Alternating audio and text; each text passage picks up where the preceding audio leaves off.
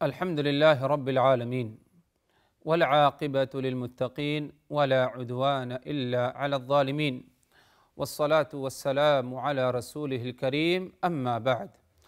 اللہ تبارک و تعالیٰ پر حمد و ثنا اور اس کے نبی کریم صلی اللہ علیہ وسلم پر بے شمار بے حد بے عدد درود السلام کے بعد، محترم ناظرین، قصص القرآن کے اس سلسلے وار پروگرام میں ہم آپ کی خدمت میں حاضر ہیں۔ السلام علیکم ورحمۃ اللہ وبرکاتہ۔ ناظرین کرام، ہماری گفتگو آج کی اس نشست میں نبی پاک صلی اللہ علیہ وسلم کی سیرت کا ایک اہم پہلو، ایک اہم حصہ، اس کے بارے میں ہماری گفتگو ہوگی۔ آپ صلی اللہ علیہ وسلم کی سیرت کا ایک اہم حصہ آپ کی غزوات ہیں، یعنی وہ جنگیں جس میں آپ صلی اللہ علیہ وسلم نے خود شرکت کیا ہو۔ انہی غزوات میں سے ایک غزوہ ہے جسے اہل سیر غزوہ بنی مصطلق کہتے ہیں یا غزوہ مریسیع بھی کہا جاتا ہے۔ غزوہ بنی المصطلق یہ آپ صلی اللہ علیہ وسلم کی غزوات میں سے ایک اہم غزوہ ہے، جو کہ اگر دیکھا جائے تو قرآن مجید میں اللہ تبارک و تعالیٰ نے اس کا ذکر بھی فرمایا۔ سورہ المنافقون اٹھا کر اگر دیکھا جائے 28ویں پارے میں یہ صورت ہے۔ اس صورت میں اللہ تبارک و تعالیٰ نے غزوہ بنی المصطلق ہی سے کیا ہے متعلق باتیں رکھی ہیں۔ غزوہ بنی المصطلق ماہ شعبان ہجرت کے 5ویں سال پیش آئی۔ ماہ شعبان اور ہجرت کے 5ویں سال پیش آئی، گویا کہ غزوہ خندق غزوہ احزاب سے پہلے پیش آئی، کیونکہ غزوہ خندق غزوہ احزاب ہجرت کے 5ویں سال شوال کے مہینے میں پیش آئی تھی، اور یہ غزوہ بنی المصطلق ہجرت کے 5ویں ہی سال لیکن شعبان کا مہینہ تھا۔ اور اس غزوے کا سبب کیا بنا؟ اگر دیکھا جائے تفصیل میں جانے سے پہلے غزوے کی، تو غزوے کا سبب بیان کر دیا جائے۔ آپ صلی اللہ علیہ وسلم کو معلوم پڑا، خبر پہنچی کہ بنی المصطلق کے لوگ آپ کے ساتھ لڑنے کے، آپ کے قتال کے لیے تیاری کر رہے ہیں۔ جب آپ کو یہ خبر پہنچی تو آپ صلی اللہ علیہ وسلم نے پہل کیا، تیاری کر لی اور آپ ان کے طرف نکل پڑے۔ یہاں تک کہ ایک جگہ پانی تھا، کنواں تھا یا پانی تھا جہاں کے پانی سے لوگ فائدہ اٹھاتے تھے، ادھر آپ صلی اللہ علیہ وسلم پہنچ گئے۔ ادھر پہنچنے کے بعد آمنا سامنا ہوا مسلمانوں کا اور مشرکین کا، یعنی بنی المصطلق کا۔ تو آپ صلی اللہ علیہ وسلم نے ان سے لڑائی لڑی، یہاں تک کہ مشرکین کو، بنی المصطلق کو شکست کا سامنا کرنا پڑا۔ اللہ تبارک و تعالیٰ نے مسلمانوں کو غلبے سے نوازا، ان کے مال کو مال غنیمت بنا لیا گیا، اور ان کے افراد کو، مردوں کو، عورتوں کو، سبوں کو قید کر لیا گیا، غلام اور لونڈی بنا لی گئی۔ اور اسی طرح اور بھی جو دوسرے ان کی جو ہے مال وغیرہ تھے، بکریاں وغیرہ، یہ سب کیا ہے مسلمانوں نے کیا ہے مال غنیمت میں کیا ہے شمار کر لیا۔ اور جو مال غنیمت ملا تھا بہت ہی زیادہ مال غنیمت تھا بنی المصطلق سے جو اس غزوے میں ملا تھا، جیسے کہ روایات میں آتا ہے کہ 2000 اونٹ اور 500 بکریاں، 2000 اونٹ مسلمانوں کو ملے اور 500 بکریاں بنی المصطلق میں بطور مال غنیمت۔ جن کو قیدی بنایا گیا اس جنگ میں، انہی میں سے حضرت جویریہ بنت الحارث بھی تھی، یعنی بنی المصطلق کے افراد کو جب قید کیا گیا، مردوں کو، عورتوں کو، تو انہی قیدیوں میں سے حضرت جویریہ بنت الحارث، جو کہ بعد میں جا کر کے رسول اللہ صلی اللہ علیہ وسلم کی زوجیت ان کو نصیب ہوئی اور امہات المؤمنین میں ان کا شمار ہوا۔ حضرت جویریہ بنت الحارث ان کو بھی قید کیا گیا، اور یہ بیٹی تھی سید القوم کی، یعنی بنو المصطلق کا جو سردار تھا، جو ذمہ دار سب سے بڑا تھا، یہ اس کی بیٹی تھی حضرت جویریہ۔ اور جب رسول اللہ صلی اللہ علیہ وسلم کو معلوم پڑا کہ جویریہ بنت الحارث بھی قیدیوں میں سے ہیں، تو بات چلی کہ ان کو آزاد کر دیا جائے، کچھ پیسہ دیں اور جویریہ کو کیا ہے آزاد کر دیا جائے۔ تو آپ صلی اللہ علیہ وسلم نے ان کو آزاد کرایا، پیسہ دیا اور ان کو آزاد کرایا۔ آزاد کرانے کے بعد آپ صلی اللہ علیہ وسلم نے حضرت جویریہ سے کیا ہے نکاح کر لیا۔ جب آپ صلی اللہ علیہ وسلم نے حضرت جویریہ سے نکاح کیا، اب اس کے بعد دوسرے جو افراد تھے، حضرت جویریہ کے رشتہ دار جو قید تھے مسلمانوں کے ہاتھ میں، مسلمانوں نے آہستہ آہستہ ان کو بھی رہا کر دیا۔ تقریباً 100 افراد تھے جن کا تعلق حضرت جویریہ کے گھرانے سے تھا، اور اس لیے آزاد کیا کہ صحابہ کرام نے کہا کہ یہ رسول اللہ صلی اللہ علیہ وسلم کے رشتہ دار ہوتے ہیں، کیونکہ جویریہ کے رشتہ دار ہیں، گھرانے سے ہیں، تو گویا کہ اللہ کے رسول کے رشتہ دار ہو سکتے ہیں۔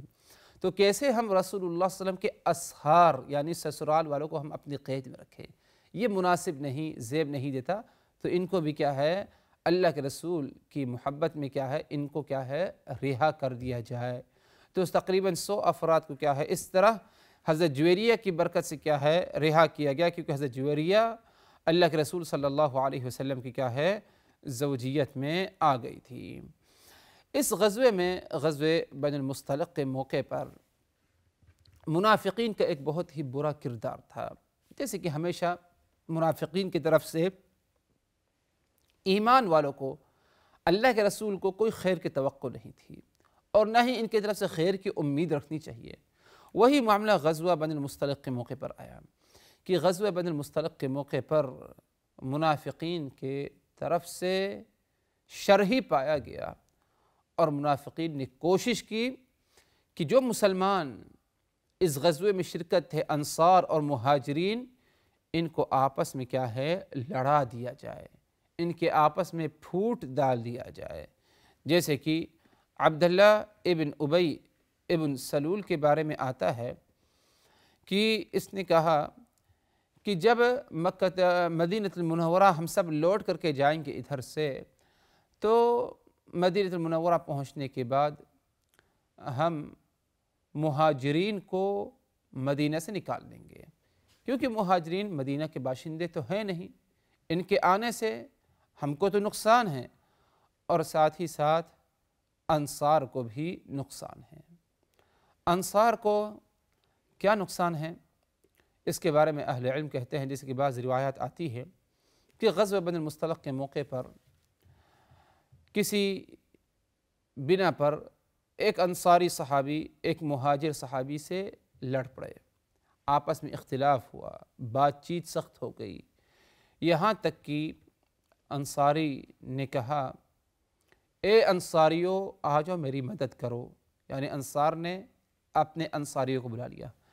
مہاجر جو تھا اس نے کہا یا للمہاجرین، اس نے اپنے مہاجر بھائیوں کو بلا لیا کہ تم میری مدد کرو، یہ انصاری مجھ پر ظلم کر رہا ہے۔ انصاری نے کہا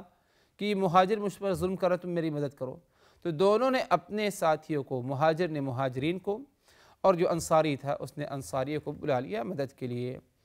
اور جب مدد کے لیے بلایا تو رسول اللہ صلی اللہ علیہ وسلم کو خبر پہنچی۔ آپ نے کہا یہ کیا جاہلیت کا رسم و رواج ہے کہ تم لوگ جو ہے اس قسم کی جو ہے باتیں کر کر جو ہے لڑ رہے ہو آپس میں، اور مسلمانوں کو آپس میں مل کر کے رہنا چاہیے، نہ کہ گروہ بندی ہو کہ مہاجر اور انصار برادری وغیرہ تقسیم کر دی جائے۔ تو اس پر کیا ہے بات ختم ہوئی۔ لیکن عبداللہ ابن ابی ابن سلول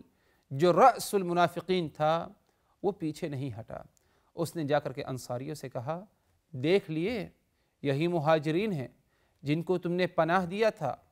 اپنا مال تم نے دے دیا، بعض نے اپنی بیوی کو طلاق دیا، نکاح قرار دیا، تم نے ان کو پناہ دیا اپنے گھر میں۔ یہی احسان کا بدلہ احسان ہوتا ہے کہ مہاجر آ کر کے تمہارے کسی انصاری کو جو ہے تکلیف پہنچائے، ان کو نکال دیا جائے۔ چلو مدینہ المنورہ پہنچتے ہیں اور ان کو ہم ذلت کر کے ذلیل کر کے کیا ہے ان مہاجرین کو نکال دیتے ہیں، کیونکہ ان سے کسی قسم کی وفاداری کی امید نہیں ہے۔ یہ تو الٹا ہم ہی کو، جنہوں نے ہم نے ان پر احسان کیا انصاریوں نے، یہ تو ہم ہی کو تکلیف دے رہے ہیں۔ تو مزید اور ان کی طرف سے کوئی شر نہ آئے مہاجرین کی طرف سے، ان کو مدینہ المنورہ سے نکال دیا جائے، کیونکہ مدینہ کے باشندے تو ہے نہیں، ہم نے ان کو پناہ دیا، لیکن مسئلہ یہ ہے کہ احسان کا بدلہ انہوں نے احسان نہیں دیا۔ تو اس طرح کی چال اور اس طرح کی باتیں عبداللہ ابن ابی ابن سلول بھرانے لگا، اور انصاری جو صحابی تھے، صحابہ کرام، ان کے ورغلانے لگا مسلمانوں کے مہاجرین کے خلاف، اور کہنے لگا لَإِن رَجَعْنَا إِلَى الْمَدِينَةِ لَيُخْرِجَنَّ الْأَعَزُّ مِنْهَا الْأَذَلُّ۔ اگر ہم مدینہ المنورہ لوٹ جائیں گے، یعنی غزوہ بنی المصطلق کے بعد ہم جب مدینہ المنورہ لوٹ جائیں گے، لوٹ جانے کے بعد ہم جو عزت والے ہیں، یعنی مدینہ المنورہ کے جو باشندے ہم عزت والے ہیں، ہم تو اپنے ہی علاقے اپنے گھر میں ہیں،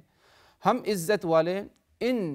ذلیلوں کو، نعوذ باللہ، ان مہاجرین جو ذلیل ہیں، جو ہمارے پاس آ کر کے جن کو ذلت کا سامنا کرنا پڑا، ہم سے پناہ طلب کرنا پڑا، ہم نے ان کی مدد کی، ان کو ہم کیا ہے نکال دیں گے۔ رسول اللہ صلی اللہ علیہ وسلم کو خبر پہنچی کہ عبداللہ ابن ابی ابن سلول اس قسم کی باتیں انصاریوں کے درمیان کیا ہے بیان کر رہا ہے۔ تو عمر ابن الخطاب نے کہا یا رسول اللہ، آپ مجھے اجازت دیں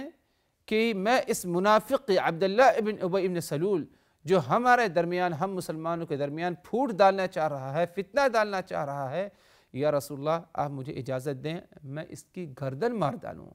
آپ صلی اللہ علیہ وسلم نے کہا دعہ لا يتحدث الناس ان محمدا یقتل اصحابہ، اے عمر چھوڑ دو، اس کی اس حالت میں چھوڑ دو، کیونکہ کہیں ایسا نہ ہو لوگوں کو موقع مل جائے گا اور کہیں گے کہ محمد تو اپنے ساتھیوں ہی کو مارتا ہے، قتل کرتا ہے۔ یعنی یہ اگرچہ منافق ہے، لیکن بظاہر تو اس نے اسلام کا، ایمان کا اعلان کیا ہوا دعویٰ کرتے بیٹھا ہے۔ اگر ہم اس کی گردن مار دیں تو دوسرے جو دشمنان ہیں وہ کہیں گے کہ محمد تو خود اپنے ساتھیوں کی گردن مارتا ہے، تو ہماری دعوت پر اثر پڑے گا، تو مصلحتاً اس کو اس کی حالت پر کیا ہے چھوڑ دو۔ اسی طرح عبداللہ ابن ابی ابن سلول کا بیٹا جو رسول اللہ صلی اللہ علیہ وسلم پر سچے معنوں میں ایمان لایا تھا،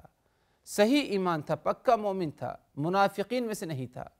یہ آیا اور کہنے لگا یا رسول اللہ آپ مجھے اجازت دیں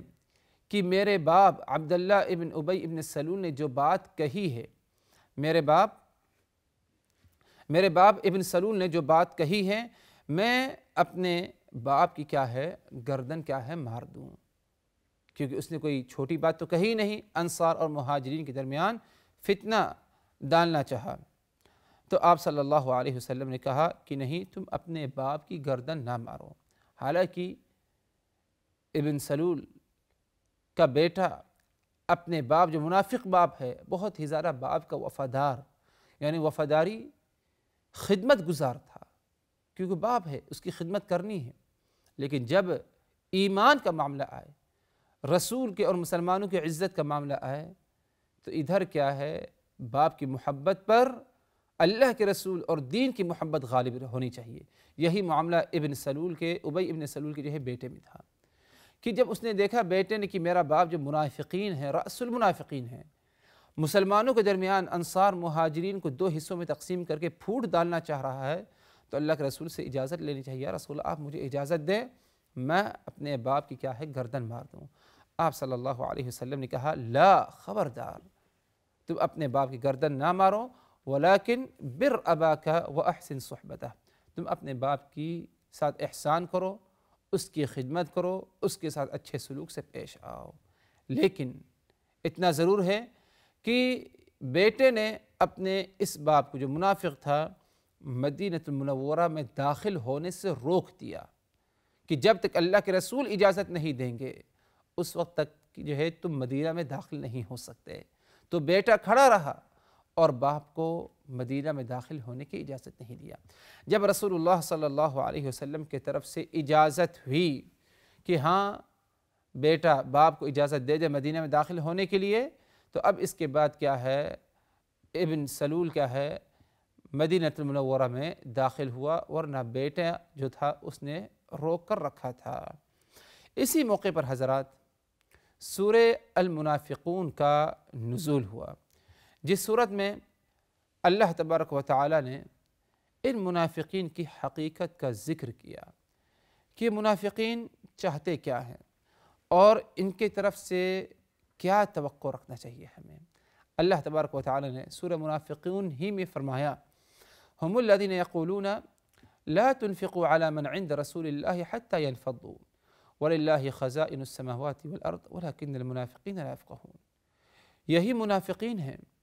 جو کہتے ہیں انصاریوں سے کہ وہ تمہارے ساتھی محمد کے ساتھی جو محمد کے پاس بیٹھے رہتے ہیں ان پر تم خرچ نہ کرو، یعنی مہاجرین جو تنگ دست اکثریت انصار سے کہہ رہے تھے یہ منافقین، اور خاص طور پر عبداللہ ابن ابی ابن سلول، کہ تم اپنے ان ساتھیوں پر جو محمد کے ساتھ بیٹھے رہتے ہیں مسجد نبوی میں، جو فقیر ہیں تنگ دست ہیں، ان پر خرچ نہ کرو۔ اور یہ زیادہ تر کیا ہے مہاجرین تھے۔ حتی ینفضوا، یہاں تک کہ وہ چھٹ جائیں، تتر بتر ہو جائیں، یعنی جب تم ان پر خرچ نہیں کرو گے تو ان کو کھانے پینے کو نہیں ملے گا۔ وہ ظاہر سی بات ہو سکتا ہے روزی روٹی تلاش کرنے کے لیے مدینہ المنورہ چھوڑ کر کہیں اور چلے جائیں۔ لا تنفقوا علی من عند رسول اللہ، جو اللہ کے رسول کے پاس ہیں بیٹھے ہوئے ان پر خرچ نہ کرو۔ حتی ینفضوا، یہاں تک یہ لوگ مدینہ المنورہ اور رسول کو چھوڑ کر کیا ہے چلے جائیں۔ اللہ تبارک و تعالی نے ان کو جواب میں کہا وَلِلَّهِ خَزَائِنُ السَّمَاوَاتِ وَالْأَرْضِ، یاد رکھو اللہ ہی تبارک و تعالی کے پاس زمین و آسمان کا خزانہ ہے۔ زمین و آسمان، سات و آسمان کے خزانوں کا مالک اللہ تبارک و تعالی کی ذات ہے۔ اگر تمہارے کہنے سے یہ انصار مہاجرین کو مال دینے سے روک لیں اپنے آپ کو تو اس سے کچھ فرق نہیں پڑنے والا۔ روزی روٹی کے مالک، خزانوں کا مالک اللہ ہے، اللہ ان کو اپنے طرف سے نوازے گا۔ وَلَكِنَّ الْمُنَافِقِينَ لَا يَفْقَهُونَ، لیکن ان منافقین کو سمجھ نہیں، عقل نہیں کہ روزی روٹی کا مالک اللہ ہے، نہ کہ جو ہے یہ انصار ہے یا انصار کا مال ہے۔ تو اس قسم کی جو ہے باتیں ان منافقین نے کرنا چاہا غزوہ بنی المصطلق کے بعد کہ انصار اور مہاجرین کے درمیان پھوٹ ڈال دی جائے، مسلمانوں کو دو گروہوں میں تقسیم کر دیا جائے۔ لیکن اللہ تبارک و تعالی کا فضل و کرم، رسول اللہ صلی اللہ علیہ وسلم کی محنت اور صحابہ کرام کا ایمان تھا کہ منافق اور خاص طور پر ابن سلول اپنی اس کارروائی اور اپنی اس سازش میں کیا ہے کامیاب نہیں رہا۔ المہم حضرات، مزید اور وضاحت اس نقطے سے متعلق انشاءاللہ اگلی نشست میں۔ آج ہم اسی پر اکتفا کرتے ہیں۔ اللہ تعالیٰ سے یہ بات کہتے ہوئے، یہ دعا کرتے ہوئے رخصت ہوتے ہیں کہ الہ امین، ہم نے جو کچھ کہا سنا ان باتوں کو اچھی طرح سمجھنے کی، یاد رکھنے کی، عمل کرنے کی، عبرت و نصیحت حاصل کرنے کی ہمیں توفیق دے۔ وآخر دعوانا ان الحمد للہ رب العالمین، والسلام علیکم ورحمۃ اللہ وبرکاتہ۔ لقد كان في قصصهم عبرة لأولي الألباب ما كان حديثا يفترى ولكن تصديق الذي بين يديه وتفصيل كل شيء وهدى ورحمة لقوم